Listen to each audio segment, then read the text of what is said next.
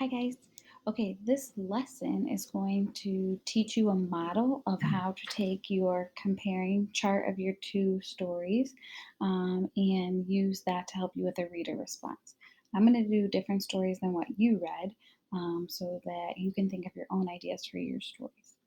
Okay, so first in your slide that yours is going to say day 10 and 11 about your stories, Little Red Riding Hood, and some of you did Lampopo, some of you did Pretty Selma, but mine is about cactus soup and stone soup. Okay, and it's going to be on the second slide now is where you're going to do the reader response. But we're going to go back to the first slide to help us think of our answer for the question first. Okay, now before I do that, I just wanted to show you that if you're having a hard time, if the writing is too small for you to see, right here is the zoom. So you can zoom in if you'd like. That's about 100% if I want to see it a little closer up. I can even go back to about 50%. That looks a little better for me. Okay, so the reader response says to answer the question using your CEIEIO steps, double check your writing for capital letters and periods, and use the two texts to help you. The question is, how are the monks in Stone Soup similar to the soldiers in Cactus Soup? So I was thinking of these two stories and the parts that were the same and different. And I know that the villagers kind of did some things that were the same, but the monks and the soldiers also had some things in common. So let me go back to my comparing chart to see if I have already figured this answer out. So I'm going to go to the characters row. And I know the soldiers were friendly, the monks were calm, but that's not really something that's the same about them. But they both were also clever. So since this question asks me how they're similar, I'm going to answer with the word clever. Okay. And if we're thinking of our CEIO steps, then my first letter is C. I'm going to change the question into my answer. The monks in Stone Soup are similar to the soldiers in Cactus Soup because they're clever. Okay. Now my next letter in CEIO is E for evidence. So I need to go back to both texts to find evidence. Where were they clever? Well, the reason I'm thinking that they're clever is because they were able to trick those villagers and townspeople who were at first not wanting anything to do with the soldiers or the monks. They didn't want to share with them, they didn't want to give them any food. They were able to kind of trick them into coming outside and sharing. And how did they do that? Okay. What did they do to do that? And when did that happen in the story? So if I'm thinking back to the stories, when did they start the trick? Kind of towards the beginning. So I'm going to go look back into the stories towards the beginning and see when they started to trick them. This is when the soldiers got to town. This is when the mayor said they're not going to help them and they should hide their food. They're starting to hide their food. They're pretending like they're very poor and putting dirt on their face, right? They're coming in and asking some things of the mayor. And then here is when they start to talk. They start to do something in the middle of the town, which is called the plaza, right? It said, "Oh no," the soldiers cried, "not cactus soup again." "Stop complaining," the captain said.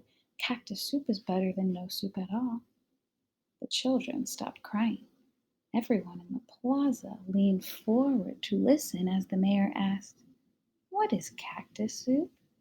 "You'll see," said the captain. "I'll make enough for my soldiers and everyone in town. However, I'm going to need help. Can you bring me a kettle of water, a stirring spoon, plenty of firewood, and one cactus thorn? We have lots of people to feed, so bring the biggest thorn you can find." The mayor ordered everyone to help. So, is this the page where they start their trick? When we first read the story, we didn't know that this was a trick at the time. But as we finished the story, we realized it all was a trick to get them to share and learn how to give to others and make the soup together, right? So now we can go back and realize this is where it started. So I'm going to use evidence from this section.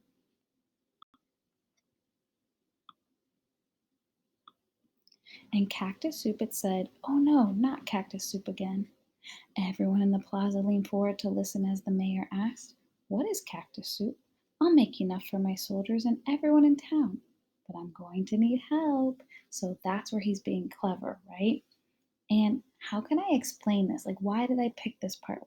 How could I explain what my mind is figuring out with this evidence and how it shows them being clever? Remember, we always start with "this shows." So I said, this shows the soldiers are clever because they're tricking the townspeople into bringing their food to make the curious cactus soup. Okay, so now I'm going to find evidence from my other story that proves how the monks were also clever and did the same thing. So, again, back towards the beginning ish, and I found it right on this page. Right, so when they start to make the stone soup here, we're making stone soup, and the little girl comes out, and they ask that for stones to start it. And then more and more things started happening. It said the monks poked the coals. As smoke drifted up, the neighbors peered out from their windows. The fire and the large pot in the middle of the village were a true curiosity. That means it's something that makes them very curious. And one by one, the people of the village came out to see just what this stone soup was. So that's what I use for my evidence from stone soup.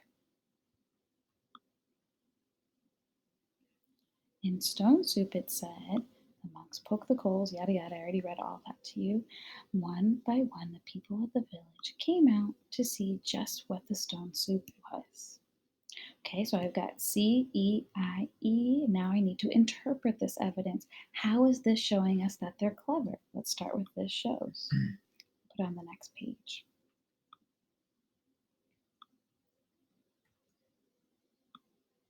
This shows the monks were clever enough to know that if they made the villagers very curious, they would want to know what stone soup was and want some themselves. So even though the villagers were untrusting at first, they started to open up.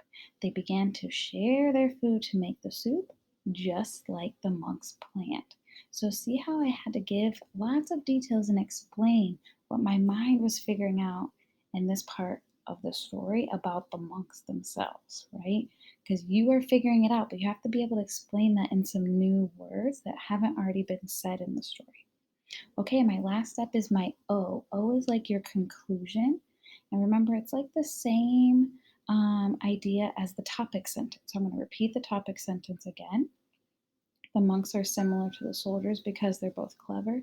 Maybe I'll just give a little bit more explanation or another idea I have about that same topic. So you can see both the monks and soldiers were clever by tricking the people in the town by making something they had never seen before. They got the townspeople to share all of their food with them to put in the soup. Okay, so there's my O. And now I can see I've done all of these steps. I did my C. I even made it pink to match with this C's pink. I did evidence from cactus soup. I interpreted that evidence or explained it. I gave evidence from stone soup. I interpreted and explained it.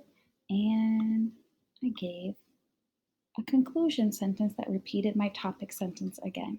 Okay, so now you're going to try it with your two stories, comparing Little Red Riding Hood and another book. And I want to see, you definitely need to have at least 6 sentences and see if you can put even more explanation into yours. Today during our Google Meet, I'll have you all vote on some of your favorite books we've read so far out of all these books.